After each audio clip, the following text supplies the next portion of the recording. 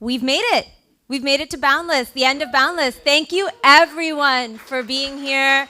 We've had over 6 hours of programming. I hope you've had a wonderful time. You've made a lot of new friends, a lot of new connections. Hopefully you've learned a lot as well as we've taken you through the ZK pipeline. Thank you to our investors who've also been absolutely crucial and have stepped up to moderate.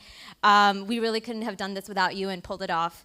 So yeah, we're really excited to continue to go boundless. I mean, I think there is just so much happening in the ZK space, from provers to users to ZK VMs to folks that are advancing technology in the middleware.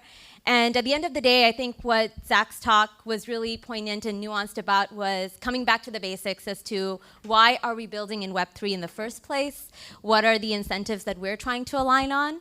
And who does it really serve and impact at the end of the day? And how do we actually translate the efficiencies that we're doing at the infrastructure level to benefit developers and users and give them the ability to take their own data in their own hands? So I encourage you to take the learnings from today and to go forth and proliferate them across EthCC.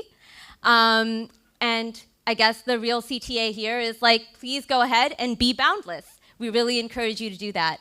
RISC Zero will be doing a lot more of new initiatives throughout the rest of this year and throughout EthCC as well. There's a lot of us who will be talking at various events. We'll be posting all of the announcements there, so I really encourage you to find us out there. We're happy to have any sort of partnership and networking conversations as well.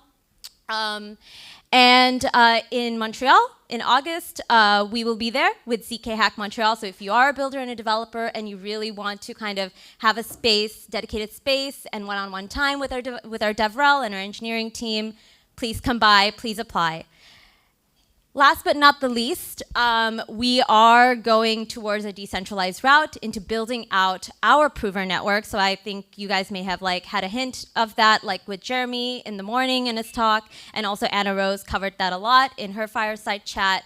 And we are welcoming application developers and folks that may have GPUs or any sort of computational resources to be provers as a part of our prover network and to become early design partners with us. So please scan the QR code and apply. I'd love to reach out and talk to you and understand kind of what we need to build the next generation of ZK. Thank you. Go be boundless.